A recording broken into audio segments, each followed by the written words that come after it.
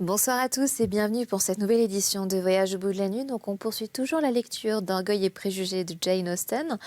Donc là, dans la lecture précédente, en fait, on en était resté à l'arrivée de Monsieur Collins, qui est un des parents de la famille Bennet. Et donc, il va tout simplement leur rendre visite et les a informés par lettre. Donc, on s'en était arrêté là. Et ben, je vais sans plus tarder donc poursuivre la lecture. Donc, si ce n'est pas déjà fait, installez-vous confortablement dans votre canapé. Et puis, je vous invite aussi à réagir sur les réseaux sociaux avec le hashtag VBN ou sur notre page Facebook Voyage au bout de la nuit. Je vous souhaite un excellent moment. À 4 heures donc, nous pouvons nous attendre à la visite de cet homme de paix, conclut M. Bennet en repliant la lettre. Il me donne l'impression, ma foi, d'être tout ce qu'il y a de poli et de consciencieux, et je ne doute pas qu'il constitue une relation à ne pas négliger, en particulier si Lady Catherine a l'indulgence de lui permettre de revenir nous voir. Ce qu'il dit sur nos filles, observa Madame Bennet, ce n'est pas dépourvu de bon sens, et s'il est enclin à les dédommager d'une manière ou d'une autre, ce n'est pas moi qui l'en dissuaderai. Il est difficile, fit remarquer Jane, de deviner la façon dont il entend réparer ce qu'il considère comme ses torts à notre égard, mais il est à porter à son crédit qu'il souhaite y parvenir. Ce qui frappait surtout Elisabeth était la différence extraordinaire qu'il manifestait entre Lady Catherine, ainsi que sa louable intention de, dans toute occasion, baptiser, marier et enterrer ses paroissiens. « Ce doit être quelqu'un de singulier, dit-elle. Je ne parviens pas à voir clair en lui. Il y a quelque chose de très pompeux dans son style. Et pourquoi s'excuser d'être le premier appelé dans la substitution ? Impossible d'imaginer qu'il y renoncerait si c'était en son pouvoir. Pensez-vous qu'il ait du bon sens, mon père ? Non, ma chérie, je ne le crois pas. J'ai bon espoir qu'il soit tout le contraire d'un homme sensé. Il y a dans sa lettre un mélange de servilité et de suffisance qui promet beaucoup. Je suis impatient de le voir. Du point de vue de la composition, fit observer Mary, sa lettre ne paraît pas fautive. L'idée de la branche d'olivier n'est peut-être pas entièrement neuve, mais je la trouve bien exprimée. Pour Catherine et Lydia, ni la lettre ni son auteur n'offraient le moindre intérêt. Il était impossible que leur cousin arrivât vêtu d'un habit rouge, et cela faisait à présent des semaines qu'elles avaient cessé d'apprécier la compagnie d'un homme sous une autre couleur. Quant à leur mère, la lettre de Mr. Collins avait dissipé en grande partie son préjugé défavorable, et elle se préparait à le rencontrer dans une relative tranquillité d'esprit, ce qui étonnait son mari et ses filles. Monsieur Collins vint à l'heure dite. Toute la famille lui réserva un accueil des plus polis. Monsieur Bennet, à la vérité, ne fut guère loquace, mais l'élément féminin se montra bien disposé à entretenir la conversation. Et Monsieur Collins lui-même ne parut pas avoir besoin d'encouragement ni être enclin à garder le silence. C'était un homme jeune, de 25 ans, de grande taille, et qui avait l'air d'un lourdeau. Il affichait une mine grave, empreinte de dignité, et ses manières étaient très guindées.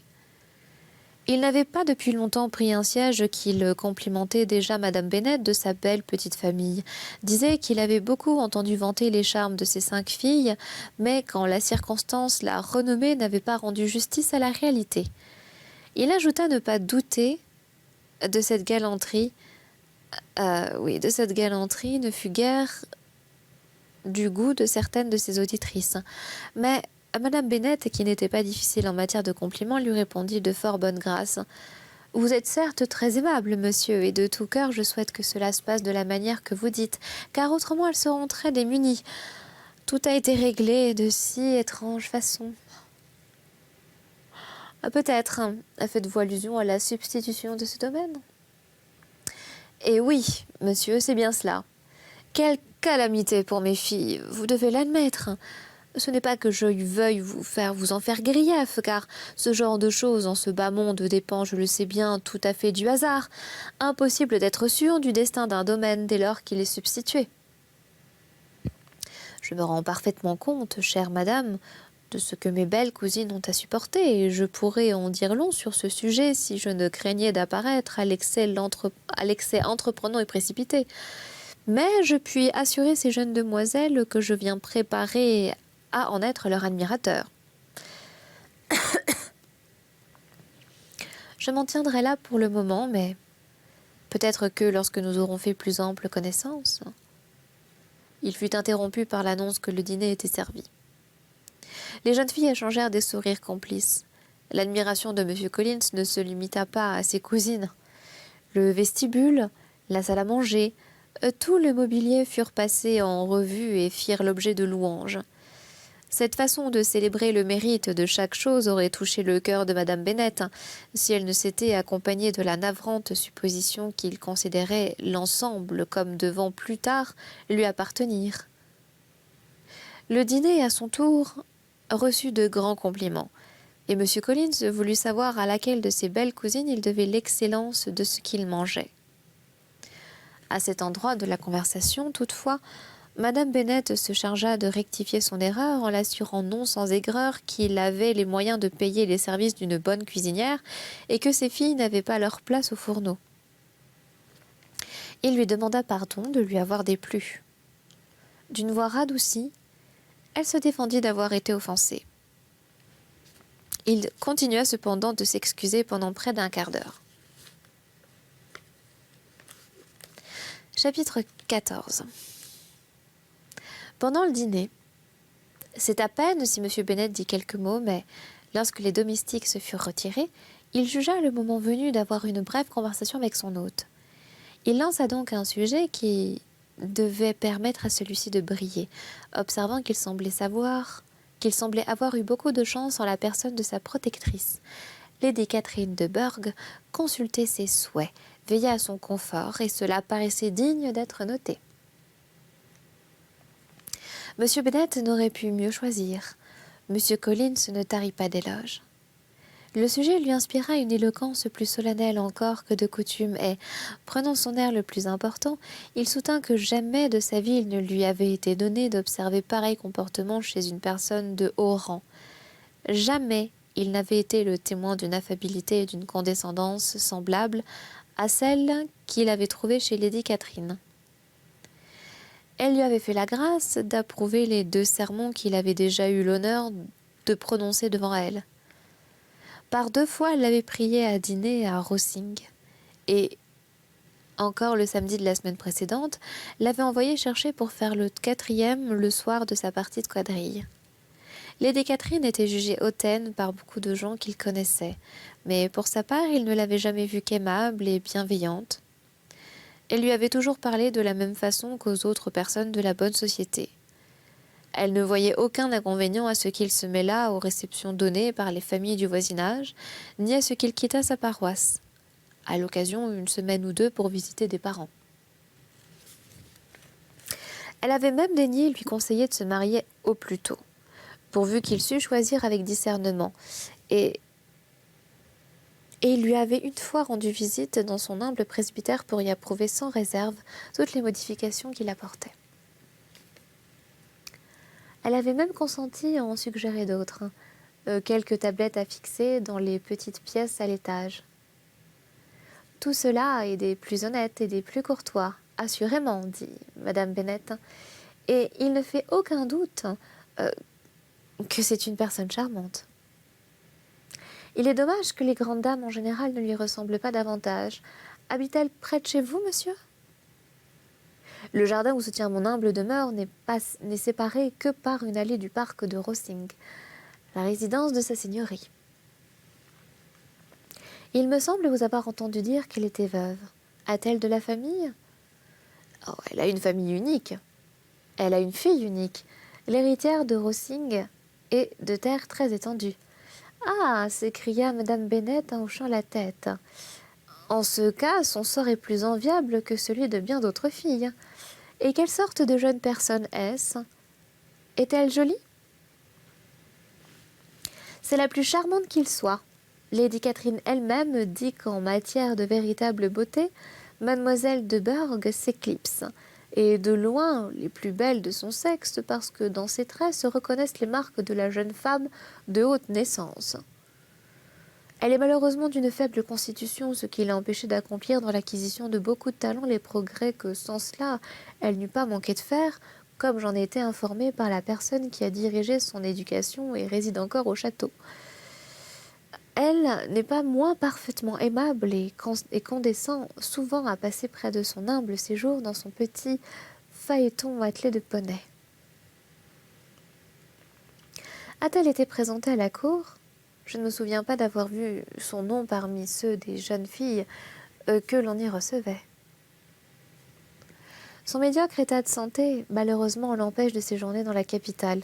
Et c'est ainsi, comme je l'ai dit un jour à Lady Catherine, que la cour d'Angleterre a été privée du plus beau de ses fleurons.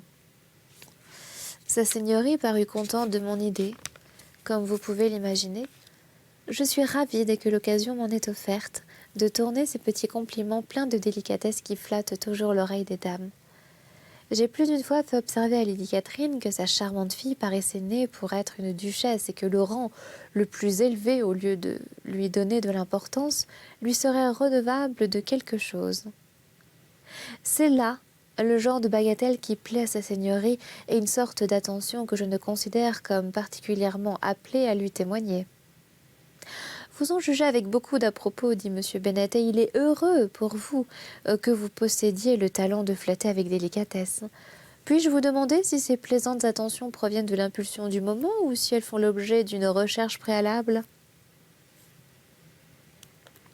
Elles trouvent principalement leur origine dans ce qui survient.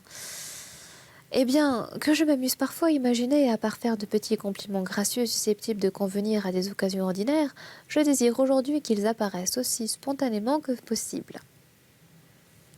L'attente de M. Bennet était comblée. Son cousin se montrait aussi ridicule qu'il l'avait espéré. Il l'écoutait avec le plus vif plaisir, sans pour autant se départir du plus grand sérieux, et si l'on accepte un coup d'œil parfois en direction d'Élisabeth, sans éprouver le besoin de partager son amusement. À l'heure du thé, cependant, il en avait assez entendu. Il fut heureux de ramener son hôte au salon, puis, après le thé, de l'inviter à faire la lecture aux dames. M. Collins ne se fit pas prier. On apporta un livre, mais en le voyant, car tout annonçait qu'il venait d'une bibliothèque de près, il eut un mouvement de recul et s'excusant, protesta qu'il ne lisait jamais de romans. Kitty écarquilla les yeux. Lydia laissa échapper une exclamation. On lui proposa alors d'autres livres. Après avoir hésité, il choisit Les Sermons de Fordis. Lydia se mit à bâiller lorsqu'il ouvrit le volume. Il n'avait pas lu 3 pages d'une voix grave et monocorde qu'elle l'interrompit en lançant.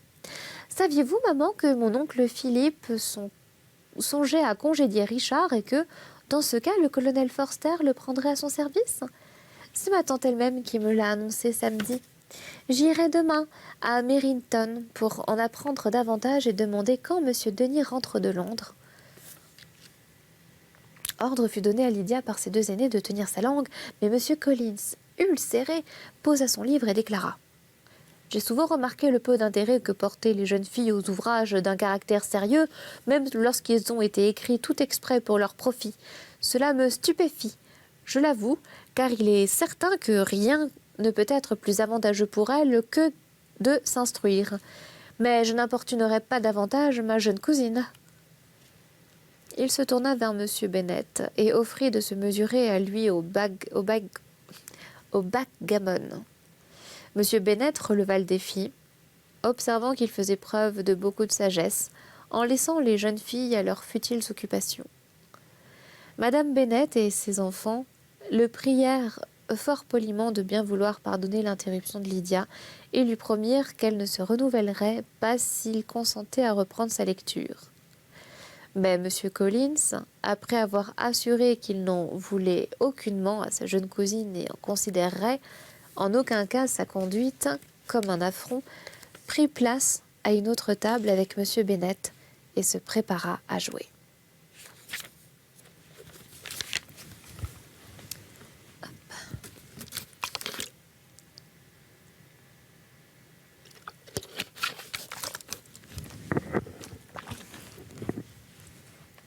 C'est pratique les coussins pour cacher plein de trucs. Chapitre 15. Monsieur Collins n'était pas un homme de bon sens, et au défaut de la nature, il n'avait été que peu remédié par l'éducation ou le commerce des hommes. Il avait passé la plus grande partie de sa vie sous la conduite d'un père illettré et avare, et bien qu'il fût passé par l'une des universités, s'y était contenté de prendre des inscriptions sans y nouer des relations utiles. La soumission à laquelle son père l'avait accoutumé était responsable de la grande humilité qu'il avait d'abord manifestée, mais elle était maintenant grandement battue en brèche par la fatuité d'un esprit faible sans beaucoup de lien avec le monde, ainsi que par les sentiments de vanité qu'avait fait naître un succès précoce et inattendu. Un heureux hasard l'avait recommandé à Lady Catherine de Burgh à un moment où le bénéfice de Hunsford n'était pas pourvu, et le respect que lui inspirait le grand de cette dame, sa vénération pour celle à qui il devait sa charge, se conjuguant à une haute opinion de lui-même, de son autorité en tant qu'homme d'église et de ses prérogatives en tant que curé d'une paroisse. En effet, on faisait un curieux mélange d'orgueil et d'obséquiosité, d'humilité et de suffisance. Comme il disposait maintenant d'une maison confortable et d'un revenu tout à fait convenable, il pensait à se marier et, en cherchant à se réconcilier avec la famille de Longbourn, songeait à une future épouse. Il se proposait de choisir une des filles, s'il les trouvait aussi belles et aimables que la rumeur les représentait. C'était là son projet de dédommagement, de réparation, pour le tort qu'il avait hérité au domaine de leur père, et il considéra ce projet comme excellent, à la fois agréable et commode, et en même temps, en ce qu'il concernait, excessivement généreux et désintéressé. Son plan ne varia pas quand il vit les jeunes filles. Le charmant visage de mademoiselle Bennet le confirma dans ses desseins et fortifia les strictes notions qu'il se faisait du droit d'aînesse. Durant la première soirée, son choix resta le même. La matinée du lendemain pourtant produisit un changement. Au cours d'un tête-à-tête avec madame Bennet avant le petit déjeuner, la conversation qui commença par son presbytère et conduit tout naturellement à l'aveu de ses espoirs au sujet d'une maîtresse de maison venant de Longbourn, suscita de la part de son hôtesse, parmi des sourires complaisants et des marques d'encouragement qui ne la commettaient pas, une mise en garde contre cette même Jane sur laquelle il avait arrêté son choix. Pour ce qui était des cadettes, elle ne pouvait rien affirmer, en répondre avec assurance, mais elle ne leur connaissait aucun attachement. Sa fille aînée, il lui fallait le dire au passage, elle se sentait tenue d'en glisser un mot, serait sans doute très bientôt fiancée. Monsieur Collins n'eut qu'à passer de Jane à Elizabeth. Ce fut bientôt fait. Le temps pour madame Bennet d'attiser le feu. Elizabeth, la plus proche de Jane, tant par la naissance que par la beauté, naturellement lui succéda. Madame Bennet garda précieusement en mémoire l'indication fournie et ne douta plus d'avoir bientôt 2 de ses filles mariées. L'homme, dont elle ne supportait pas de parler la veille encore, accéda au comble de sa faveur. Lydia, cependant, n'avait pas renoncé à son projet de se rendre à Meryton. Chacune de ses sœurs, à l'exception de Mary, accepta de lui tenir compagnie. Mr. Collins leur fut associé à la requête de M. Bennet qui désirait vivement se débarrasser de sa présence et retrouver l'usage exclusif de sa bibliothèque. En effet, M. Collins lui avait suivi après le petit déjeuner et ne voulait plus en sortir. En principe, son attention était retenue par l'un des plus gros in-folio qu'on y trouvait, mais en réalité, il ne cessait guère d'entretenir M. Bennet de sa maison et de son jardin de Hunsford. De tels procédés ôtaient au maître de Séant beaucoup de sa tranquillité d'esprit. Dans sa bibliothèque, il avait toujours été assuré de retrouver calme et loisir.